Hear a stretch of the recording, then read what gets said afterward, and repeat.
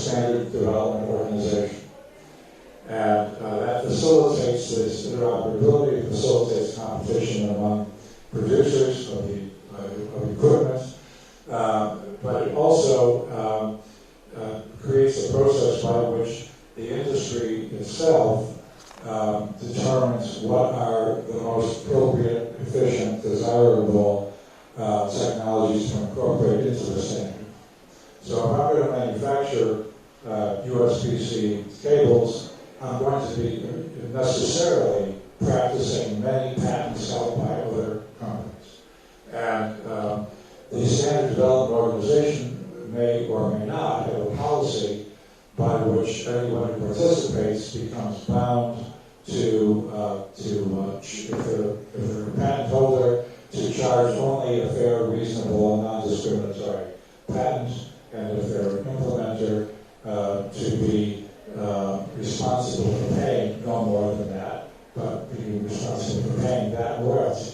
Now, what is a fair, reasonable, and non-discriminatory patent or the royalty? That's left undetermined for the most part. There are some companies that will say in advance, if you incorporate my technology into the standard, I will seek the following royalty or royalty rate.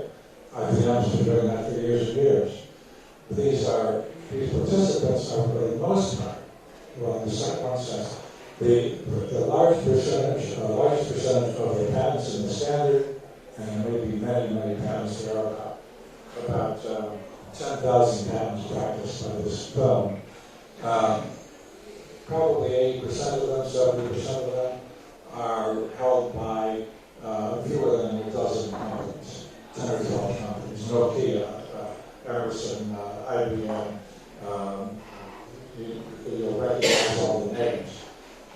Whereas the implementers are in mobile phone industry, everybody makes a phone, and consumer electronics, that includes many firms that manufacture less sophisticated equipment. So inevitably disputes arise as to what is the appropriate royalty, what is the maximum fair, reasonable royalty, and those disputes have to be resolved. They can resort to litigation. I think in a dozen or so years that this has been kicking around in the U.S., there are only about 60 reported cases of litigation, almost everything is settled, and very few actually even begin litigation. Tens of thousands of negotiations are terminated with agreements without any difficulty. A small number then might go to arbitration, and some or alternatively to litigation. So that about sums it up. If there's a question for clarification, let's do that now. Okay, so we have a clear idea. Keith, would you clarify anything I just said? I think you nailed it. Oh, okay. All right. First time, good. First time. Thank you. Okay. Well, that said, we're going to proceed through a number of topics that involve issues that arise and that are disputed. Some of them are in the context of private disputes over FRAND, fair, reasonable, non-discriminatory rate, and some of them are public policy issues that arise between jurisdictions. So the first question on our docket is this. What are the various metrics that are used to value and compare, to value the patent and what the royalty should be? For example, out of the royalty rates, fixed monetary amounts per unit sold. It's been a practice in the mobile phone industry from the beginning, for instance, that the royalty will be calculated on the basis of the number of phones sold, as opposed to the number of times that my patented component appears in the phone. It just turns out to be easier to monitor phones sold, and so for reasons of efficiency, it's not 100% accurate, but everybody agrees that's the way to go, rather than spend time identifying what specific patents are in a particular phone. So let's get some conversation going on this question of the various metrics that can be used to determine royalty rates. All right, so you mentioned mobile phones. For practical reasons, the way licensing of mobile phones has been on the basis of, initially it was on the basis of the wholesale handset selling price as being the royalty base, and then the royalty rate as a percentage. And that was actually, that suited both the licensors and the licensees. Particularly the licensees, I would say, because when the first licensing came, really the 2G era, handsets were costing still, even though they were basic handsets, they could only do voice calling, they couldn't even do text, but they were still costing many hundreds of dollars, up to $1,000. But the whole industry knew the price was going to go down. So a fixed dollar per unit licensing fee would not have been very attractive to the licensees. So we went through that era, I think, for probably a decade or so. Everyone was kind of happy with that approach. But then what happened with we came to 3G and into 4G, the average selling prices of handsets started rising again. And then there was a lot of capabilities in the phones that were beyond voice and text. And then there was pressure, certainly from the licensees, not to be paying a percentage of the wholesale selling price, the entire wholesale selling price. So then we started to see a switch. To some extent, it was one was to have a royalty cap or a cap on the royalty base. So a handset selling price cap. So, for example, InterDigital today has a cap of $200. So if it sells, if there's a handset that's sold for $1,000, for example, and InterDigital's headline royalty rate for 4G, I think, was 0.5%. It actually means the effective royalty rate is 1/5 of what it would be on the entire CPU owner, in view of end product makers, they are free from SEP patent, but component maker is not. Why? When component maker is to deal with another end product makers, they have another problem, right? Chip makers are, component maker is not free from one end product maker's license with SEP owner. SEP owner got the freedom, but not component makers. Okay? In that sense, so many, multi-component makers are having the same problem. And also, supply agreement-wise, normally, component makers are giving patent indemnification to end product makers. We cover everything. Whatever things you will have a claim against the final product, component makers will cover completely. That's the reality.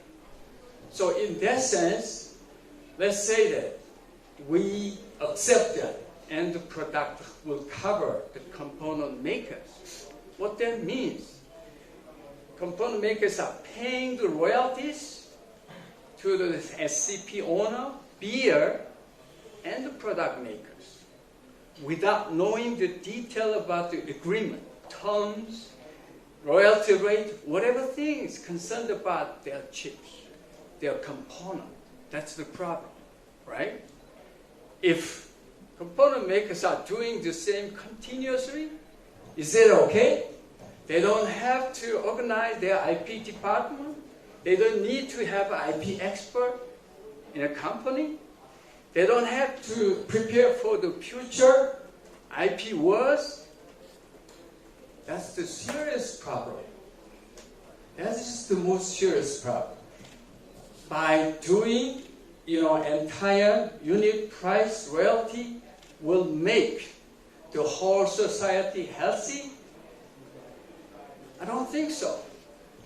So they will really weaken small and medium companies or component companies, IP position, weaker and weaker equal, and there is no protection at all. So component will not become a big company. SME companies will have the same situation. So I believe that there are some arguments, even if court decision-wise, right? There are good bases that SSPPU is better royalty base from, laser dynamics, and also innovation case-wise, court support that. Of course, there are many cases that take the position to the other side. So it's a big, competition, looks like. But if we work in IP society, we have to make the whole IP society worldwide healthy, and we need to IP market grow in the future. If we see the big pictures, I believe SSPPU is the better royalty base for calculating, the royalties. That's my understanding. I will, explain more about global license and the regional license together. Okay? Did you ever say what SSPPU stands for? I didn't say that. Wow. I will explain to you about what SSPPU means. That's the smallest saleable pattern practicing unit, which means that is component in my explanations. Usually, pattern covers either component or sets, systems, whatever the pattern claims covers, right? But this case-wise, the claim covers only the smallest sellable pattern processing unit, which is components, what I'm saying. I don't know if you understand that or not. If not, you can ask further. Yes, we should pause for a second to let you ask questions or seek clarification or whatever. Start. And practicing the method. So, for a same patent holder, it has to go for method claims to the device manufacturer or the end product, and for the same apparatus claim within the same patent, you have to go to the SSPU because the SSPU is not practicing the method. So, from the efficiency of the licensing, don't you think it's better to go for the end product licensing for these different types of claim sets in the same patent? Yes, of course, there will be some gray area. This invention goes to the component side or this goes to the set product side. It depends on how they negotiate. It can be resolved, but the main issue is whether the types of component licensing is better for the society or end product licensing is better for the society. The whole society-wise, I'm taking the position that component licensing is better. And also, think about these issues. If we have a certain issues about royalty rate matters, we talk about the running royalty and fixed amount, but in advance, there are also certain issues that, Qualcomm, they explained during the discovery, they confessed that if they would put a charge on the set instead of components, that will be much more lucrative. They can make more money. And judge accepted that. Judge agreed. If you put a certain royalty on the set, that is much more lucrative. That's one thing. And another thing is think about potential licensors in smartphone area. How many, potential license in that area? Let me calculate.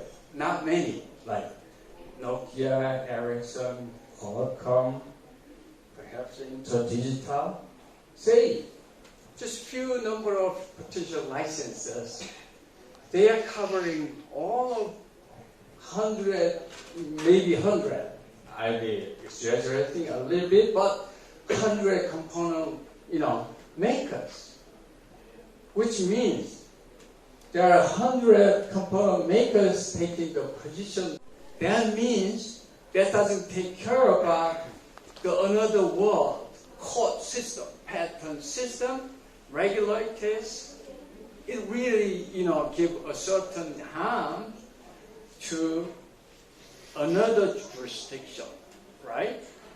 Of course, court will say that, well, if I will decide in this way, another country judge will say different way, it's all to that jurisdiction. Is that okay? Then there will be so many different determinations and decisions, court decision will come up. Normally they would not do, even if they are allowed.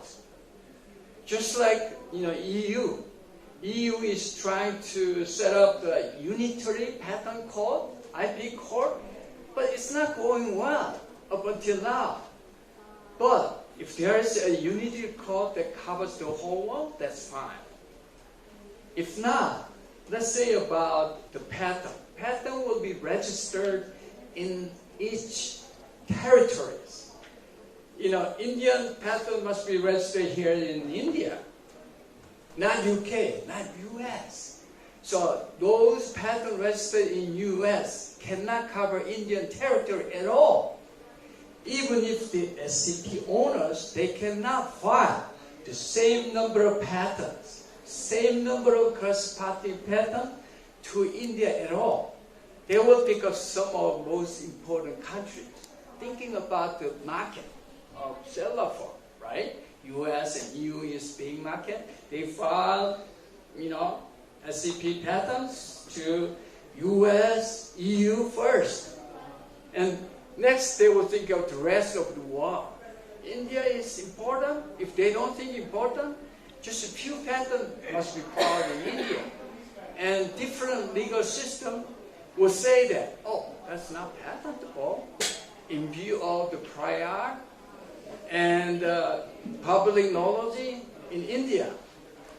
Well, there are a lot of issues, different decisions will come out from Indian Patent Office. So there must be invalid, not enforceable during the course of examination based on inequitable conduct, a lot of things. So, considering that, if a coerced global licensing style be, pushed, then it will create a lot of issues for other areas. So what I'm saying is that just like go into a separate license agreement, we have to consider territory issues seriously. Let's say that one component makers, they are selling their component to US only. Well, think about the current environment, US versus China, big, hassles about their power regarding, chips, semiconductor. So, other than other allowed makers, they cannot sell their, product to China at all. Even if so, right?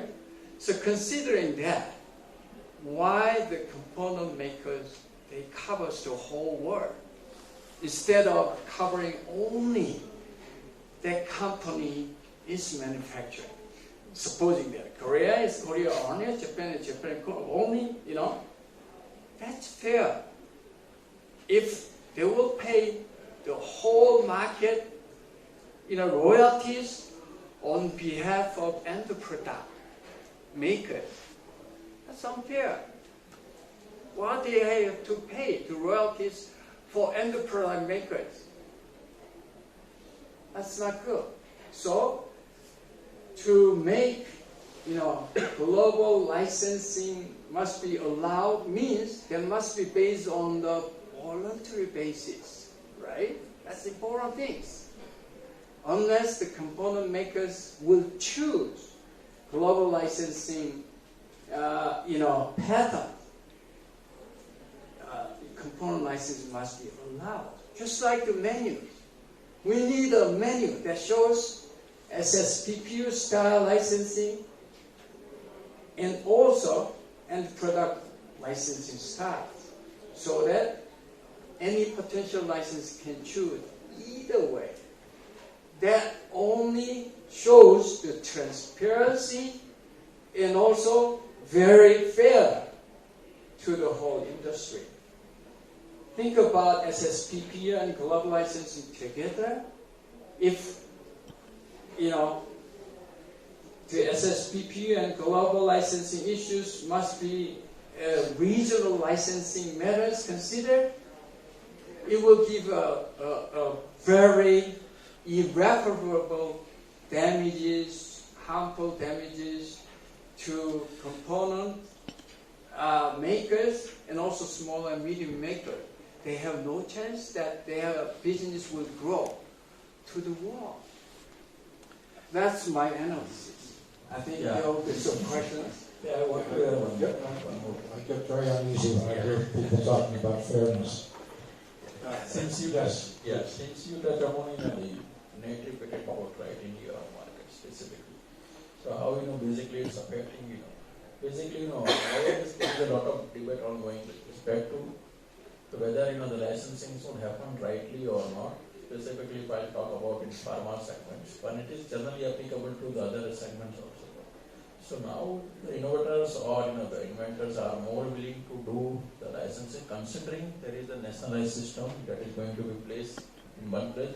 Previously, it was the case, sometimes they have the top hinge in the mind that certain countries, okay, we will be giving rights, certain countries we won't be giving the rights, considering there is a national threat with respect to the litigations, and where there is a high chances of getting the patents invalidated if someone is challenging. Instead of getting the right royalties at the right time, is the beneficials for the entire organization, so as well as the inventors. That's what I would see in coming time, that whether if there will be any SEP makers or any SEP patent holders, right? If they are fighting with respect to those patents specifically in the European market or any other countries, right? There will be high probability chances that since the system is placed, the Unified Patent Code system is placed, there may be chances for the declining of this royalty rates, or there are the other possibilities that will be coming out from this. Thank you. We wish that Dr. Kim, what you suggested could happen, a global kind of arrangement. But I don't think that is something which we foresee right now. It kind of disputes are there around, and particularly when we talk about intellectual property, it is territorial in nature, and there are a number of dimensions to it.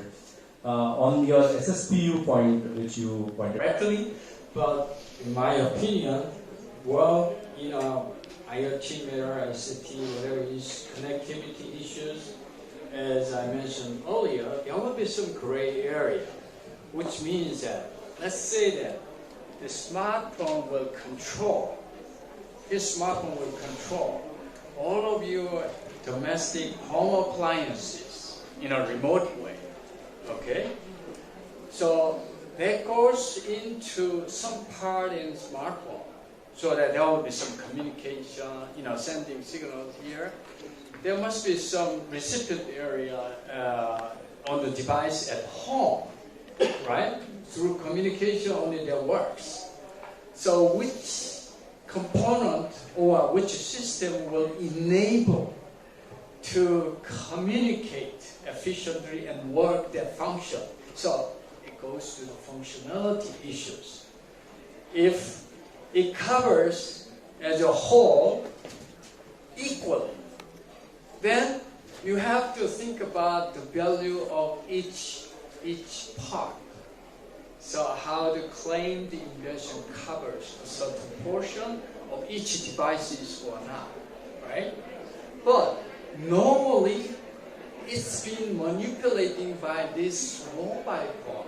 The core technology will be processed here. Might be. Then, if you will disregard a little tiny portion of the inventions, instead, you will focus on the major inventions that's incorporated into mobile. That will be enough, in my opinion, in my analysis. But the big core technology incorporated into each of your home appliances, then that devices, must be treated separately, which means the royalty goes to each home appliance rather than this mobile phone. So it depends on each case by case. I cannot say as a whole, this will be the best way to do. That's all I can answer to your question. Thank you, Mr. Kang. Professor Singh, did you want to add something? Yeah. Sounds like we're back on the SSPPU topic, my favorite topic. Another issue related to IoT is, there's a very wide range of applications. A particular chip might end up in a device that might use the technology once a year, or it might end up being central to that particular device. So how licensing based on the chip makes sense in that case? How can you, just from the chip, foresee what the value is going to be to the end product? Well, I talked about mobile phone, as an example. Let's say that it doesn't, work relying on the mobile phone, but instead it's been, controlled by a certain chip in a mobile phone. Then we have to consider that major chip separated out of mobile phone. That's what I'm saying. So mobile phone was just an example, like a major component incorporated into mobile phone. I don't think all of multi-components work together. Maybe, one major component will play that kind of role. I've been hoping that we were going to move on from SSPPU.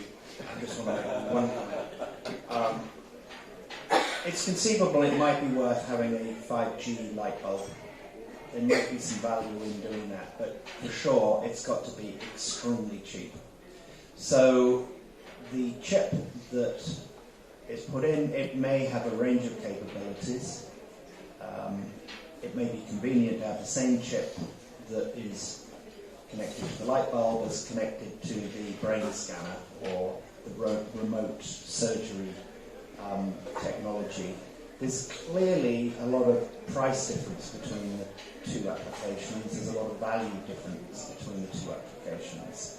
I think as Stone was saying in his question, if you're shackled to the SSPPU approach, you're hitting the lowest common denominator. And that economically is a problem. It's economically inefficient because you're down at that level and you're then going to discourage, and it's worthwhile economically encouraging people to do the development that enables the more sophisticated applications. But if you're always shackled to having to price it in a way that makes it accessible for the light bulb market, then I think that's a problem. Because if you're down, you may end up with no one's willing to sell it at a price that's viable for the light bulb. So you lose that part of the market, or the one size fit does not fit all is the major challenge in doing it at that level, and that's why the market has evolved in a different way. There may be some instances where it makes sense to have a price, for example, for a module, and you don't really know where a module is going to go. It can be very difficult to control. Maybe you can control it and you can have some price differences. Maybe you can't. But to have a sort of blanket exclusion from being able to do what the economists call price discrimination, which is generally regarded as healthy economically. I think not being able to do that is a problem. The problem with discrimination is it's gotten very bad connotations in over the last decades. It's to do with all sorts of use of the word in the common English language, and including in the use, for example, in the term FRAND, the notion that it's bad to discriminate. There can actually be some good discrimination. There can be some economically efficient discrimination. And in that case, I think that's what we've seen so far in pricing, and I think for there to be a sort of mandatory approach to having pricing at the chip level or the SSPU level is problematic. And the other colleague who asked the question, I think that was a very good point as well. Actually, in terms of infringement, it isn't all in the chip anyway. And the other thing I would just say, there was one judgment which I think is defective. Sorry to critical of the US judges, but in Motorola versus Microsoft, the notion was the damages were set on the profitability of the chip manufacturer. I take quite. This is a bit simplistic, but I think there is something in it. Bring the company to court to actually try to enforce your patents, looking back and applying the exact same rate is actually an incentive to all that. Because if the worst that can happen is you're going to pay the same price at the end, if your royalty, if your sales are fairly large, it's worth actually going to court, taking your chances. If you're lucky, you might not pay as much. And if you're not lucky, you pay what you should have paid in the first place. Yes, this is an issue that arises also in connection with whether a patent holder who cannot get an agreement with the licensee should be able to get an injunction against further infringement or an exclusion order against importing the product, the infringing product, into the jurisdiction. And periodically, the United States administrations have taken the position that it should not, injunctive relief should not be available to the patent holder on the ground that it deprives the public, consumers, of competition with that product included in the marketplace for a period of time, and let it all get sorted out later on, and then collect royalties based on the period of the infringement.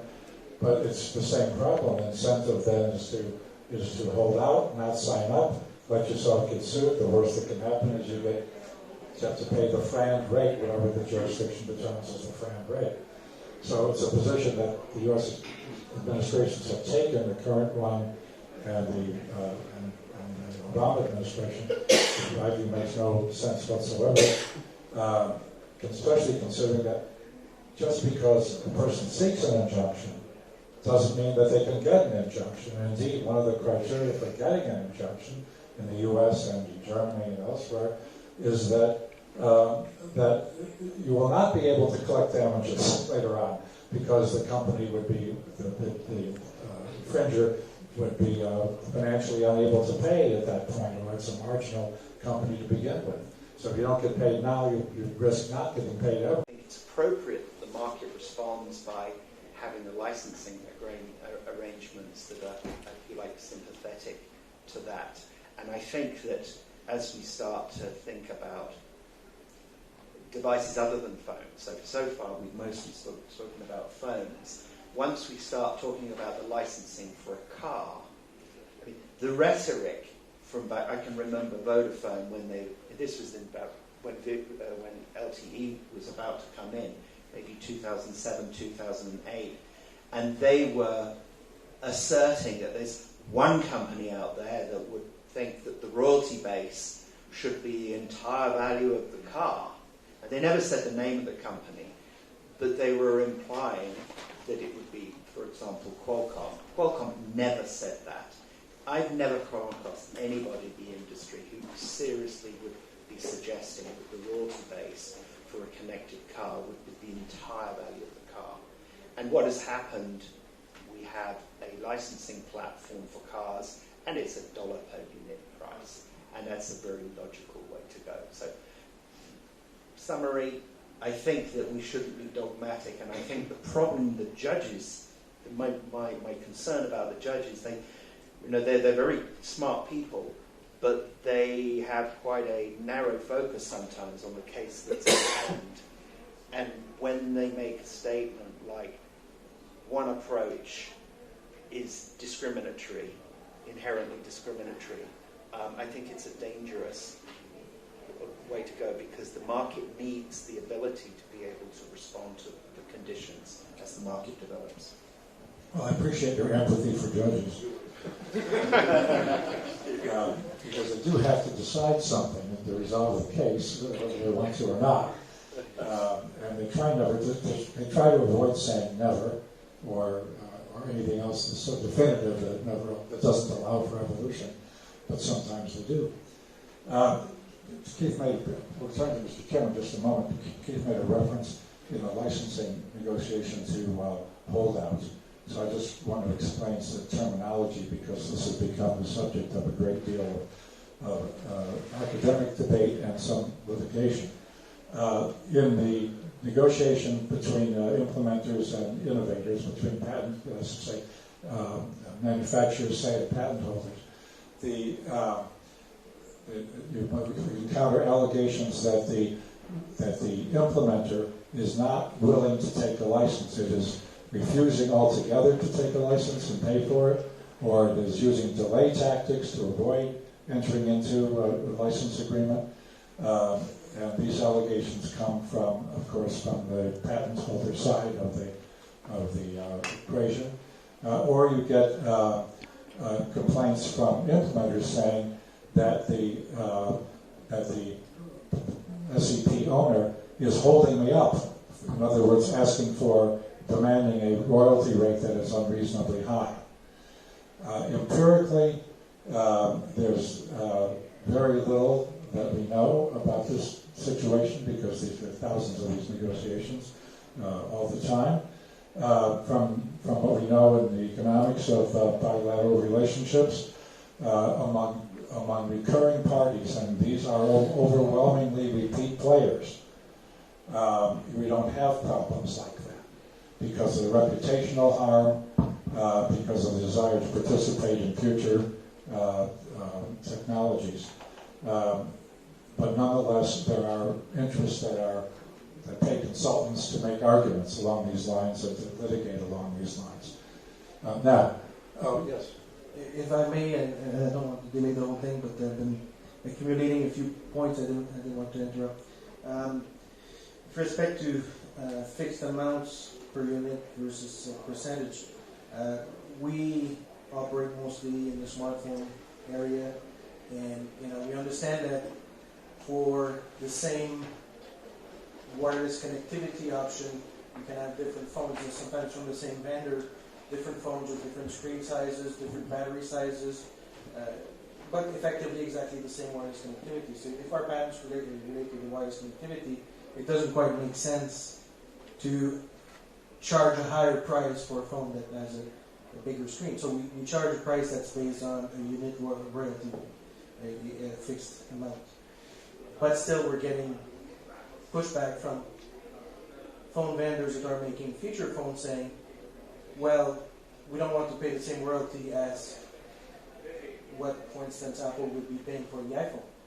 So, I mean, it's really hard to come up with a solution that is going to satisfy everybody. I don't think there is such a solution, but I think some of the things that Keith mentioned, I think, address these issues. Another thing that I wanted to that I noted is that there was this issue of lump sum versus running royalty, and the risk associated with trying to extrapolate the rate or extract the rate from a lump sum agreement. I think that was, I just wanted to give one example of that. There was a case in China where InterDigital was litigating against Huawei, and they went back and looked at the lump sum agreement, and because the timing was such that the lump sum agreement was signed around the time that Apple was coming up with the iPhone, so nobody knew, if that was going to be a success or not. There was a lot of risk on both sides. Apple didn't know if it was going to be a success. They didn't want to pay a large amount. And on the other hand, InterDigital didn't know if that was going to be a success. They was trying to get a bigger amount, but at the end of the day, they made some assumptions at that point. And by the time it got to the court over there, looking back at the agreement, 5-10 years later, we concluded that, the lump sum amount divided by the actual sales of the iPhone was the royalty rate for this agreement, which doesn't quite make sense because they obviously didn't know that the iPhone was going to do so well when they signed the agreement. So that's the danger of looking at the lump sum agreement and trying to reverse engineer a rate from it. I think you have to put yourself in the shoes of what was the data available when they signed the agreement versus what is the data available now about what they could have done for this agreement. And lastly, we did touch a bit upon signing agreements with, even in the case of a running royalty agreement, a lump sum for past sales. Obviously, we won't have time to cover it, but I'd like to raise the problem that if the same rate is applicable for past sales and future sales, there's a bit of a disincentive for potential licensees to sign up early. If you cannot ask. Thank you, Keith, for that explanation. And one point which I note from your speech is that what we see in terms of litigation is only a fraction of it in the FRAND and SEP regime, because a lot of things gets negotiated which doesn't come before because that is working perfectly fine. And that is something which needs to be brought forward. That has to be told to people that this is happening, and this exactly happens with one of the dispute resolution mechanism which we call mediation, because you never come to know as to how many mediations got settled or how many negotiations got settled. You only come to know about the litigations which are covered or brought forward. So that is definitely a challenge. There are a couple of points which I would like to bring it forward in terms of this point. That is, how do laws and public policies vary internationally on FRAND rates. Now, this is a question which we have also discussed since morning. We have been talking about this, and different parameters have been told, either it is top-down approach, or you go ahead with the SSPU mechanism, or you go ahead with cumulative mechanism. But whatever may be the mechanism, it will be jurisdiction specific, because we have seen these things being brought up in the courts. And one of the major challenges I can speak about India is that we don't know which authority will be deciding it. So, people have been going from one court to another court, and there have been litigation live. People choosing for a better forum where they will get the relief from both sides, either the implementer or the patent owner or SAP owner, and that is what is creating problems. So there has to be a clarity in terms of the authority who will be dealing with it. Now, there's a question whether we want this clarity or we don't want this clarity. We want to leave it to the market. There's a question which needs to be deliberated upon. And Keith, thank you for your paper in which you have examined the European Union and US perspective of it, where they have proposed for an agency which will be looking at the SEPs, because there are questions which are coming up because there will be stacking of the patents which may not be relevant, but still they are considered as part of SEPs, and royalty is based on those patents as well. So these questions will come up. But in India, if I look at it, there are some litigations which has happened, and the latest one which Delhi High Court decided was with reference to this Ericsson case. And if we see the decision, you don't get a concrete answer as to determination of SEP, because it has not given the formula at what should be the SEP, because it is difficult to determine as to what would be the SEP. And I recollect some of the decisions of the Commission in which experts were appointed. This is not relating to patents, but definitely there was a requirement of an economic evidence, and two set of economists presented reports which were contrary in the same case. And that has happened because the petitioner will be coming up with their economist and they will bring up their perspective. The respondent will be coming up with their perspective. Now here the question is of public interest as to what should be the fair, what should be the reasonable decision in this case. And for determining this, none could be better than the parties themselves. So there has to be a neutral agency, that is what is my understanding of it, who can actually discuss it out between the implementers and SEP. Probably the standard setting organizations, if we are looking at, they may have some mechanisms around it where you can have the discussions and close this. This is one of the way forward, because this is a grey area, not yet any solutions found there. In terms of the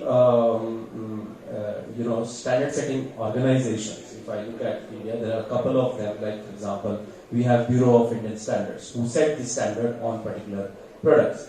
In terms of railways, we have RDSO, Research Design Organization. They set the standards for particular products, which has to be utilized in the railways. Now, one has to also look at these agencies, because I recollect one of the cases in which the Commission, Competition Commission of India, said that you cannot set the standards too high that there are no more players, or there are only 2 players who could bid for this particular contract. Then it becomes a problematic situation, because you are then reducing the competition around it. So different places would have definitely different mechanisms to deal with, but there has to be some commonality or common platform which should come up. In this case, there was also a point came up which you referred to, Mr. Douglas, is about anti suit. So that was the first kind of an injunction which Delhi High Court also gave, because there was a case which was filed in Wuhan for getting the injunction, and then the High Court said that no other country's court can put an injunction on our jurisdiction as to whether we will deal with it or not. But similar kind of a thing is happening in insolvency bankruptcy, if you look at it, where we are talking about cross-border insolvency mechanism. There the principle works on a similar platform, because there what you are doing is, if any of the court takes the jurisdiction over the asset of the insolvent's asset, then the other courts don't look into that particular matter. The jurisdiction or the principal seat for the insolvency proceeding remains the first court in which it comes. Can there be a similar kind of a situation in the IP and FRAND disputes? These are some of the questions which I have just brought forward, which intrigues me as a researcher and a professor of law. So to the House and to my fellow panelists. Thank you. Thank you.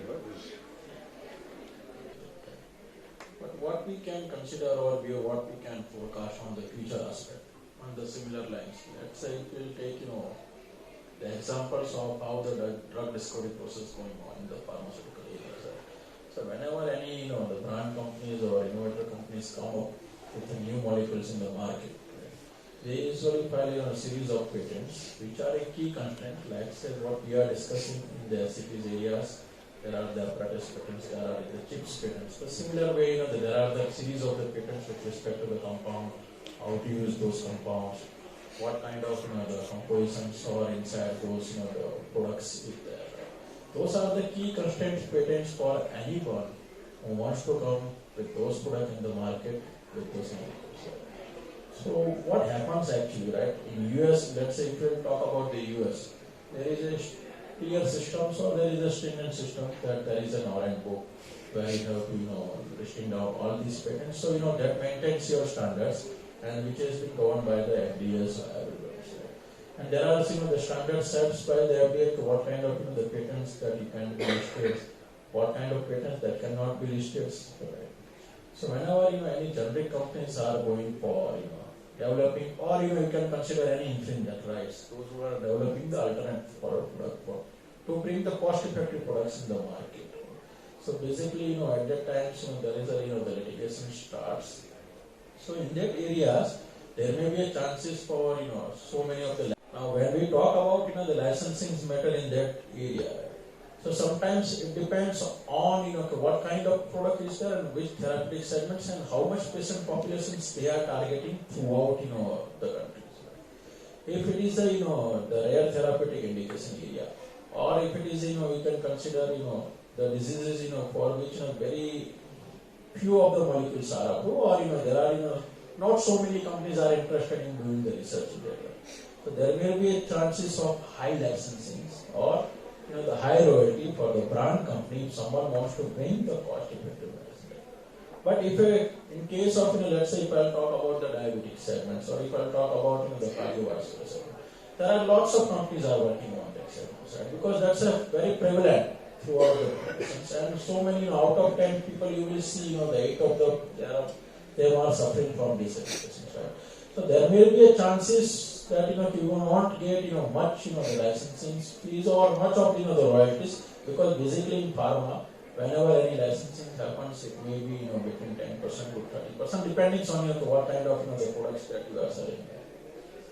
Now if we will talk about coming to the India markets or any other countries like Europe markets or Latin America market, there won't any existence of such systems. Right. There are the key standard patents or key constant patents in that area, but there are no standard patents or standard systems or guidelines where So what happens it starts the litigations out of those the process or out of those the agency process, and whenever there is because see the standard patent is always everywhere because brands has invested a lot of money, usually billions of dollars they have invested in those So they always want to go more than 100 countries, more than 150 countries at a time, because they wanted to have the global protections in that, right?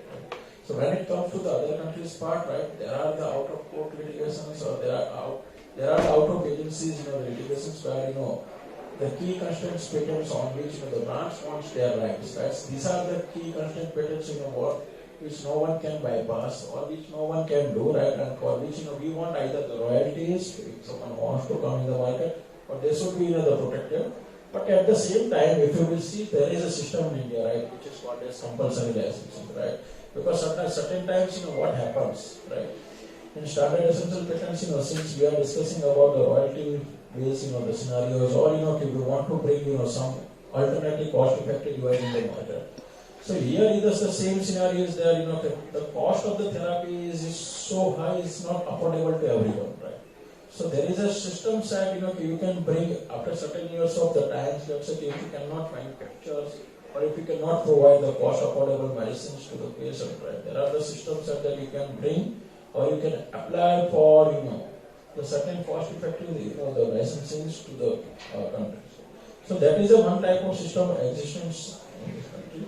And at the same time, what we see in the future, there may be chances for application of these SCPs into the pharmaceutical areas also, because there are nowadays, if you will see, there are so many innovations going on the platform technology aspects, right? And specifically, if I tell the raw materials, the API parts that we are calling, or any other let's say any the technology-based product which no one can make. So what we see in the future, right, let's say, since there are, if we will talk about the trends analysis of the each disease segment, right, there is a sharp rise in last 10 years, right? Whatever the patients that were affected with the diabetes or the cardiac segment, there is a huge rise in last 10 years everywhere in the world, right? So what companies are developing going on the platform technology part also, right? By which they can provide the cost affordable medicines. So in that cases, we can see the future that there may be chances for to bring this, the SCPs as well as the FRAND license. Right. Thank you. Professor Singh, did you want to comment?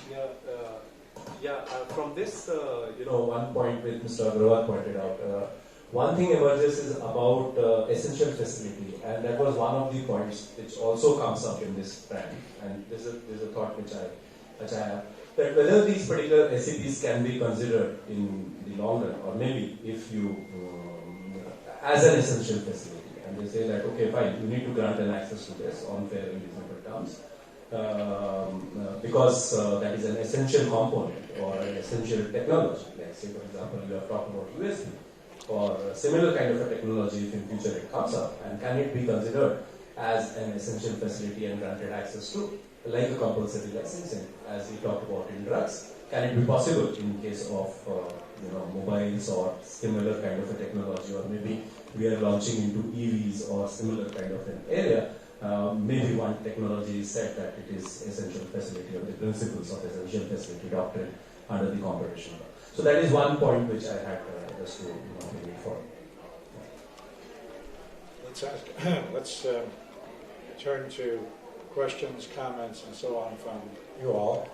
You've heard a lot. You have a lot of expertise here available to you to respond to